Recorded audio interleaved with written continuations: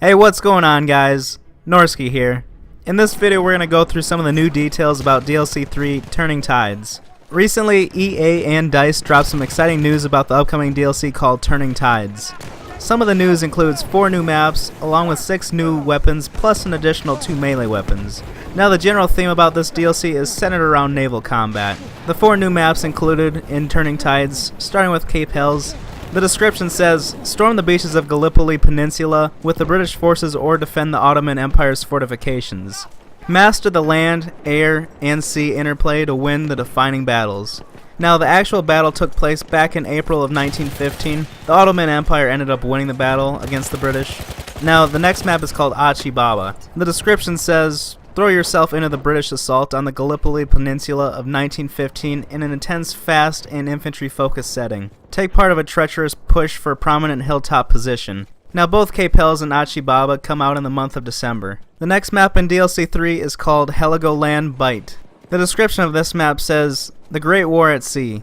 Engage in an epic naval clash as the British Empire Royal Marines and German Navy pit dreadnoughts, destroyers, and aircrafts against each other, while infantry troops fight by the iconic red cliffs of Rocky Cove. And the final map for Turning Tides is Zeebrugge. The description of this map says, take part of the daring British raid on the Belgian port of Bruges, Zeebrugge, with rough waves and a vast German mole as backdrop. Fight at sea, in the air, and in close-quarter infantry environments. Heligoland Bight and Zeebrugge interestingly come out in January.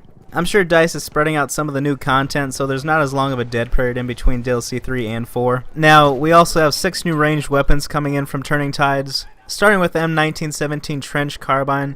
This gun was produced during the last years of World War I.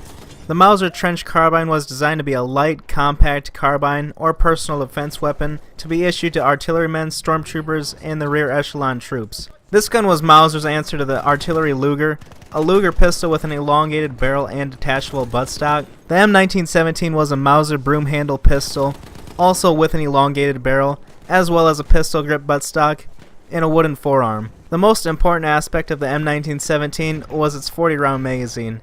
Now this gun is most likely going to be a primary gun located in the assault class. The next new gun is called the Farquhar-Hill. There are 2 variants of the Farquhar-Hill, which are the Storm and the Optical. This rifle holds 20 rounds in its magazine with a rate of fire at 700 rounds per minute. It's also supposed to be located in the medic class. Another new gun is the M1917 MG, which will be located in the support class. Now, this gun was a crew-served, belt-fed, water-cooled machine gun. For its ammunition, it had a 250 round fabric belt, and it had a rate of fire of around 450 rounds per minute. This gun was typically mounted on vehicles or aircrafts because of its weight. With the gun, tripod, water, and ammo, this gun weighed over 100 pounds. Now, there will be 2 total variants in Battlefield 1, which are the M1917 MG low weight and the M1917 MG telescopic. The next gun coming from the Turning Tides DLC is the Carcano M91 Carbine. This bolt-action rifle will be located in the Scout class. The next new gun is the Type 38 Arasaka Infantry, which is also a bolt-action rifle. Now, this gun originated in Japan, and it wasn't designed in 1838 or 1938, it was actually designed in 1906. The 38 comes from it being the 38th year of the Meiji period in Japan.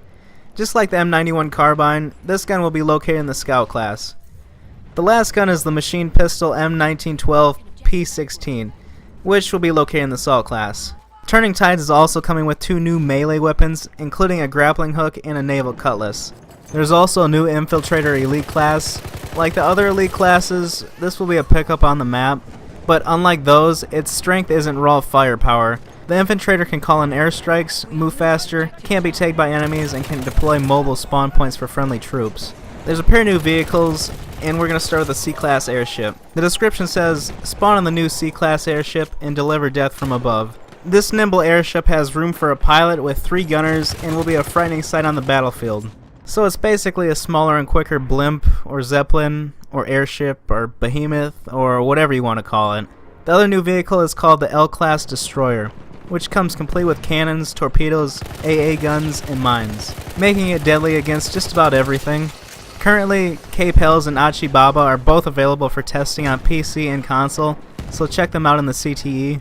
I think that's the majority of news about the upcoming DLC Turning Tides. Personally, I would have to say I'm most excited for the new guns and vehicles, especially the Farquhar-Hill and M1917 machine gun. I'm also really curious about the new pistols that are being added in. Let me know in the comments what you guys are most excited for. Anyways, thanks for watching. Hit the like button if you enjoyed, and also feel free to subscribe if you're new to my channel. Thanks again, guys, and I'll catch you later.